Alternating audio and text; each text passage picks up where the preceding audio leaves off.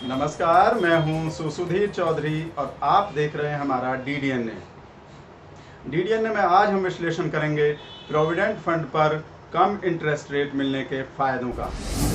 हम आपको आज बताएंगे कि जब आपको प्रोविडेंट फंड पर कम इंटरेस्ट मिलता है, कम ब्याज मिलता है, तो उससे क्या क्या फायदे होते हैं।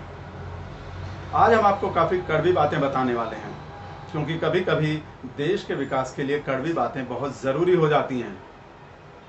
अगर आप अपने प्रोविडेंट फंड पर ज़्यादा ब्याज चाहते हैं, तो इसका मतलब है कि आप बहुत लालची हैं, आप पैसों के गुलाम बन चुके हैं। इसका मतलब यह है कि आपको अपने देश से ज़्यादा अपने पैसों से प्यार है। आपको देश की बिल्कुल भी चिंता नहीं है, आपको देश के विकास की बिल्कुल भी चिंता नहीं है। आपका देश बेशक टूटे फूटे, आपका देश गड्ढे में चला जाए, आपको इस बात की कोई चिंता नहीं है।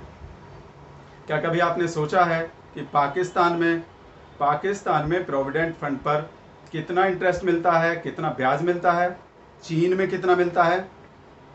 आपने कभी नहीं सोचा होगा, क्योंकि आपको कभी बताया नहीं गया।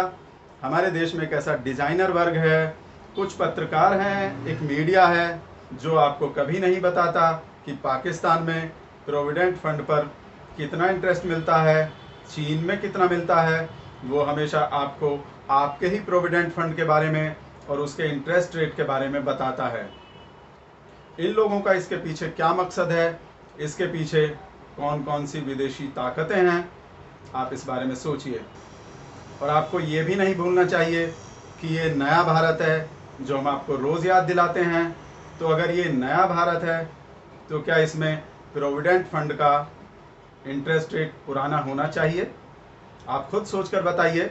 साथ ही आप ये भी सोचकर बताइए कि प्रोविडेंट फंड होता किस लिए है। हमें उम्मीद है कि आपको पता होगा। प्रोविडेंट फंड बुढ़ापे के लिए होता है, बूढ़े लोगों के लिए होता है। तो क्या आपको प्रधानमंत्री मोदी जवान नज़र आते हैं? आप सोचकर बताइए। और साथ ही हमें ये भी सोचकर बताइए कि आपको ज़्यादा क्या पसंद है। आपको पीएम केयर फंड पसंद है या आपको अपना प्रोविडेंट फंड पसंद है? आपके पास एक ऐसा पीएम है जो आपकी केयर करता है, तो क्या आपको उसके फंड की केयर करनी चाहिए या आपको अपने फंड की केयर करनी चाहिए? इसके साथ ही आप ये भी सोचिएगा कि हमारे देश में जो एक वर्ग ऐसा है जो वैसे तो ब्याज को हराम मानता है, हराम समझता है, लेकिन वो वर्ग भी आज इस बात पर हल्ला मचा रहा है कि प्रोविडेंट फंड पर इंटरेस्ट रेट कम हो गया है। उस वर्ग की ऐसी क्या मजबूरी है, या कोई साजिश है, या कोई विदेशी फंडिंग है? आप सोचिए इस बारे में। अब हम आपको फ़ायदे बता रहे हैं कि प्रोविडेंट फंड पर इंटरेस्ट रेट कम होने से क्या क्या फ़ायदे होते हैं। वैसे तो बहुत सारे फ़ायदे होते हैं, लेकिन जो बड़े बड़े फ़ायदे हैं वो आज हम आपको बता रहे हैं। प्रोविडेंट फंड पर जब इंटरेस्ट रेट कम हो जाता है, तो उसका सबसे बड़ा फ़ायदा यह है कि आपको नींद बहुत अच्छी आती है।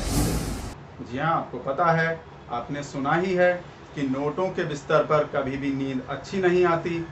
तो जब आपके प्रोविडेंट फंड पर इंटरेस्ट रेट कम हो जाएगा, तो आपके पास नोट भी कम हो जाएंगे, और जब नोट कम हो जाएंगे तो आपके पास नोटों का बिस्तर भी नहीं रहेगा, उसका खतरा खत्म हो जाएगा। तो आपको आराम से नींद आएगी, क्योंकि आपने सुना है, नींद नोटों के बिस्तर पर नहीं, फुटपाथ पर आती है, खुले आसमान के नीचे आती है।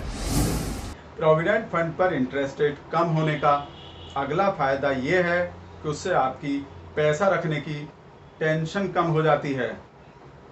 ये समझना कोई बहुत मुश्किल नहीं है कि जब आपके पास पैसे कम होंगे, जब आपको प्रोविडेंट फंड पर ब्याज कम मिलेगा, तो जाहिर है आपके पास पैसे भी कम होंगे, और जब आपके पास पैसे कम होंगे तो आपको उन्हें रखने की टेंशन भी कम होगी।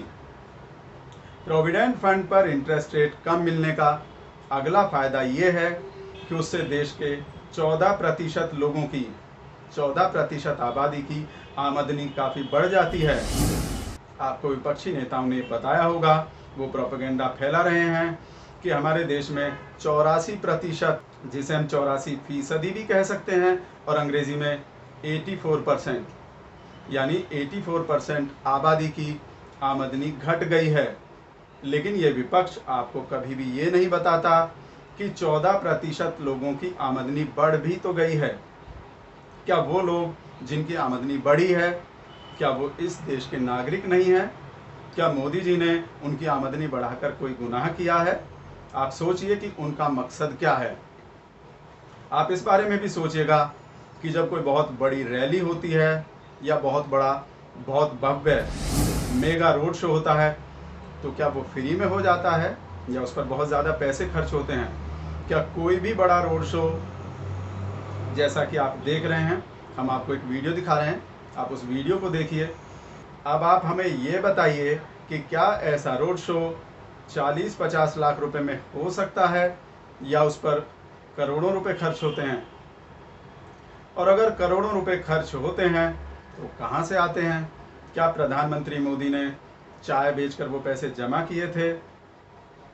आप सोचकर बताइए। आप ये भी बताइए हमें, अगर मोदी जी इतने भव्य रोड शो कर रहे हैं तो क्या वो अपनी खुशी के लिए कर रहे हैं या पब्लिक की खुशी के लिए कर रहे हैं?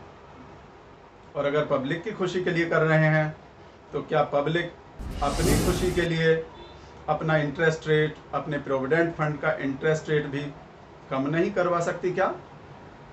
आप सोचकर जवाब दीजिए। अभी वक्त हो गया एक सूसू ब्रेक का। ब्रेक के बाद आपको बताएंगे गाड़ी बेचकर पैदल चलने के फायदे।